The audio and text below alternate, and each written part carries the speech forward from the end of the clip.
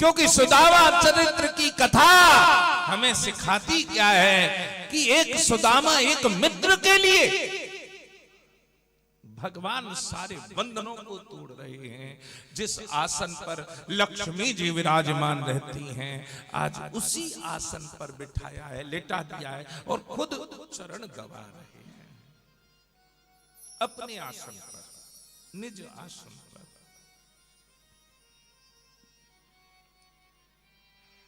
सोचो, ये ब्राह्मणों के प्रिय हैं?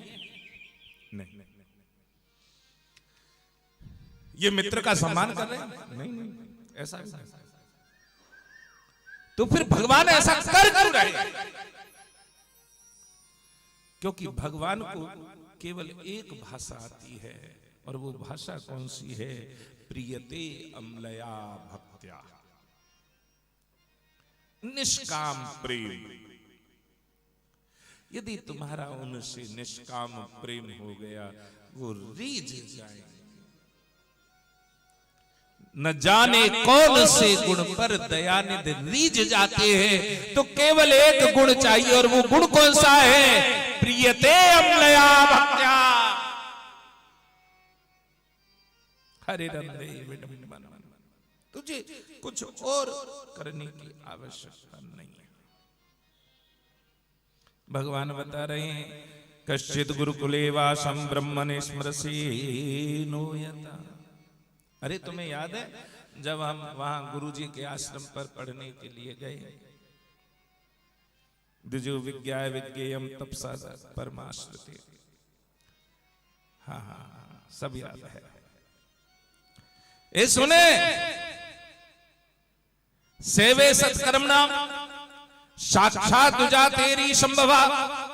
मैं तुझे गुरु की परिभाषा बताना चाहता हूं। गुरु होता कौन है?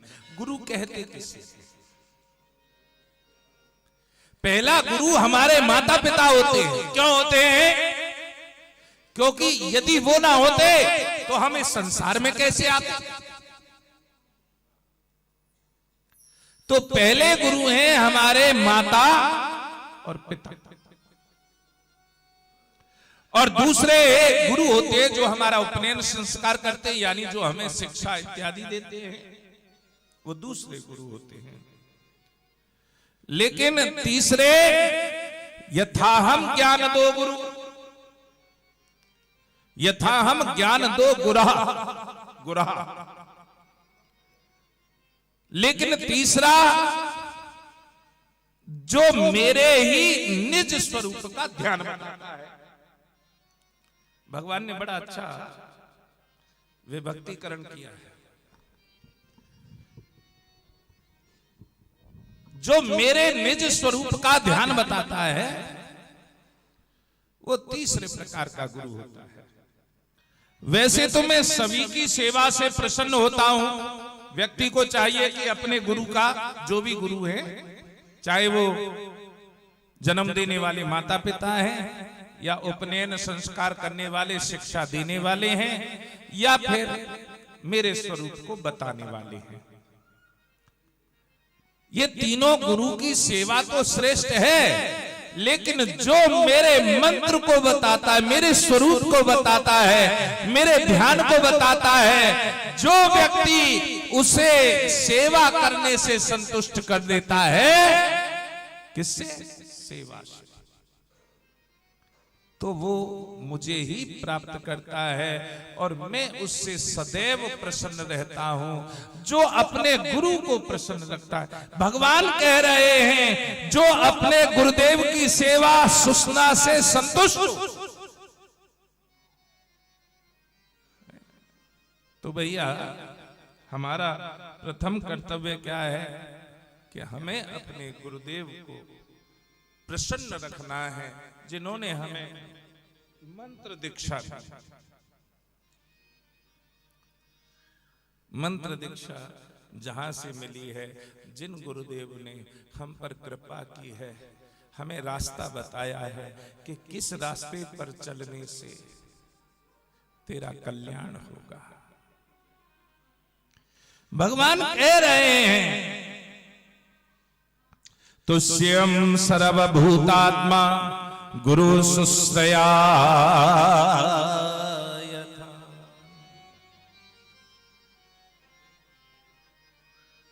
सन्यासी के धर्म से, गृहस्थ के धर्म से, वानप्रस्थी के धर्म से, ब्रह्मचारी के धर्म से मैं उतना संतुष्ट नहीं होता जितना गुरुदेव की सेवा शुष्ना से संतुष्ट होता। अच्छा हमारा, हाँ। और पता है गुरुदेव का जिन्होंने मंत्र दीक्षा दी है उनका हम कभी भी भार नहीं उतार सकते। यानी जो उन्होंने कृपा की है, जो मंत्र दीक्षा दी है दयालु ने, हम सोचें कि भैया कपड़ा लत्ता पैसा धेला दे के हम उत्तीर्ण हो जाएंगे, यानी ऋण से हम ऋण उतर जाएगा हमारा, हमने गुरुजी ये पैसा दे दे, दक्षिणा दे दे, नहीं। तो क्या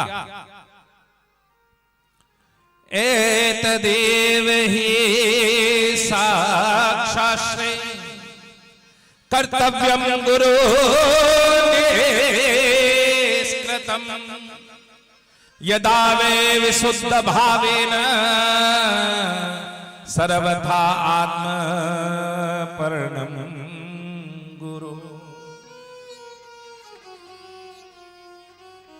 गुरु के ऋण से मुक्त होने के लिए सत शिष्य को इतना ही कर्तव्य है कि वो विशुद्ध भाव से अपना सब कुछ, यहां तक कि ये शरीर भी गुरु को सौंप दे। ये शरीर भी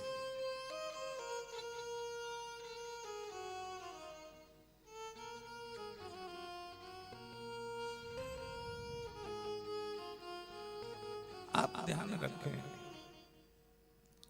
अब ये शरीर का सौंपने का भावार्थ क्या है कि उनकी सेवा में समय ना देखें, शरीर ना देखें। यदि सेवा का मौका मिले तो यदि समय और शरीर देखेंगे, महाराज जी हमारे लगभग अब 97,000 पर गिनती चल रही है शिष्यों की, जिनमें से लगभग 60,000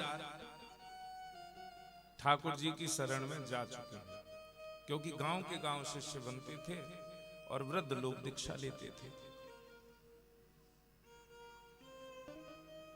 उनमें कुछ बच्चे भी थे।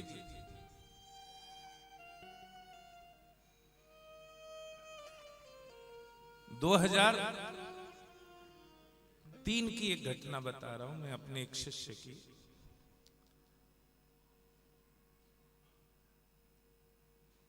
पढ़ने के लिए वो बाहर गया हुआ था, प्रेम बहुत करता था। बल्लभगढ़ वाले आश्रम पर हम लोग रहते थे। मैं प्रेम की परिकाष्ठा का वर्णन कर रहा हूं कि शिष्य का प्रेम कैसा था उसका।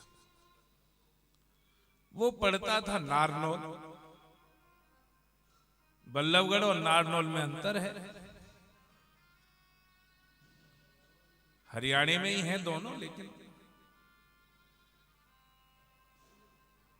अब वो पढ़ते पढ़ते जब उसका मन उछट जाए रात को भी कि गुरुजी से मिलना है, तो वो वहीं से तुरंत चल देता था। एक दिन की बात बताऊं, उसे 15-20 दिन हो गए, वो मिल नहीं पाया। पूरी रात, और कोई काम नहीं था उसका, पूरी रात बैठो बैठो बस पैर के पंजे ने कुन कुन कुन कुन कुन कुन दबाते रहे बस।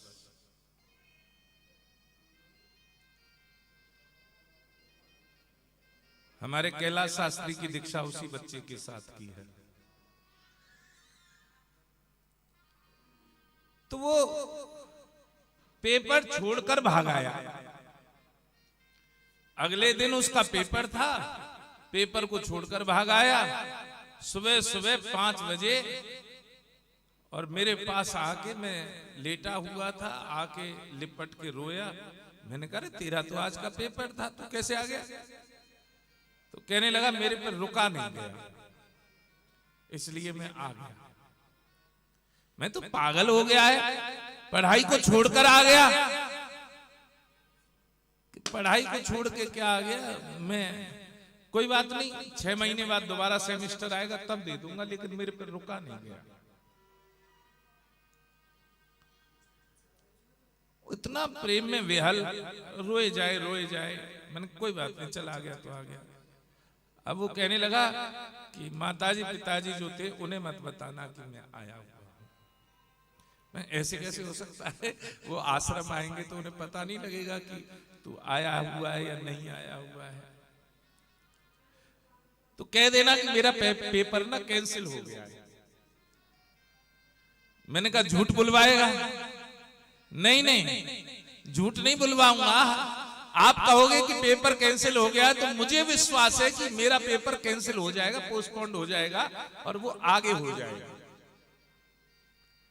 मैंने कहा तू मेरे से झूठ बुलवा रहा है। नहीं नहीं, मैं झूठ नहीं बुलवा रहा हूं, बस आप कह देना। हमने कहा ठीक कह देना। हमारा तो कहना हुआ, उसके माता पिता सुबह सुबह दर्शन करने आते थे। मैंने कहा बच्चा आ गया है तुम्हारा। क्यों? उसका तो पेपर था। मैंने कहा पेपर कैंसिल हो गया है। जब मैंने कहा पेपर कैंसिल हो गया है तो उसकी माता मेरी तरफ देखे जैसे कि वो प्रश्न सूचक निगाहों से कि शायद गुरुजी झूठ बोल रहे हैं, और भगवान ने तो मेरी लाज जरूर रखी। जो मेरे मुख से निकला भगवान ने तो वही किया। भगवान ने, प्रभु ने तो मेरी लाज रखी, क्योंकि मुझे उस समय उस शिष्य के सिवा भी नहीं दिखाई दे रहा था। उन्होंने तो मेरी लाज रख दी। उसका वास्तव में पेपर कैंसिल हो गया, लेकिन जब तक मुझे भी नहीं पता था कि पेपर कैंसिल हो रहा है।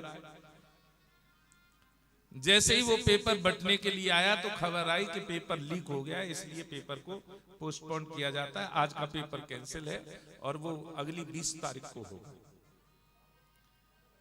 तो इतनी देर में उसके पास मैसेज आता है, तो उसने कही तू झूठ बोल रहा है या सच बोल रहा है? उस पे मैसेज आया कि पेपर कैंसिल हो गया है और अगली 20 तारीख का है। तो वो कहने लगा देखो देखो, कोई गुरुजी झूठ बोल रहे, देखो। तो कहने का आश्रय क्या है कि सत शिष्य का कर्तव्य है कि गुरु के लिए विशुद्ध भाव से अपना सर्वस्व अर्पण करते हैं। हम क्या करते हैं? हम तो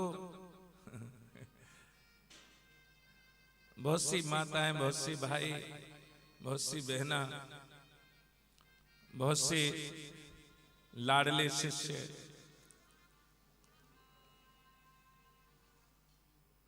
वो महाराज जी हमारे यहाँ पर पर्स को छोड़ देते। बहुत सी माताएं तो ऐसी हैं। कल हमारी एक ट्रस्टी आई हुई थी, वो भी ऐसी है कि उन्हें जब सुख मिलता है उनके पर्स में से छीन के पैसे निकाले जाते, क्योंकि उन्हें पता है कि गुरुदेव सेवा में लगाएंगे, कुछ और नहीं करेंगे। साधु सेवा होगी, गौ सेवा होगी, संत सेवा होगी, भक्त सेवा होगी, या भगवान के किसी भी कार्य में उस पैसे को लगाया जाएगा।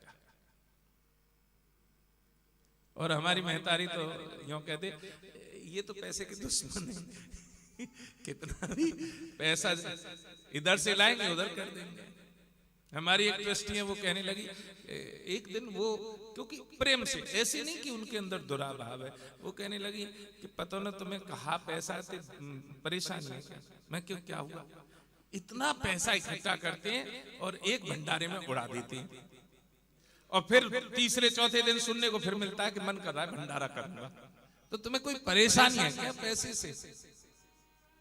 मैंने कहा हाँ मुझे परेशानी है, इसीलिए तो मैं तुम लोगों से लेता रहता हूं और भंडारी करता रहता हूं, देता रहता हूं। मैंने कहा पगले तुम्हारा नहीं है ये, तुम्हारा होता तो तुम्हारे पास रहता। तुम्हारे भगवान कृपा कर रहे हैं जिससे साधुओं के लिए, भक्तों के लिए सेवा हो रही है इस धन से।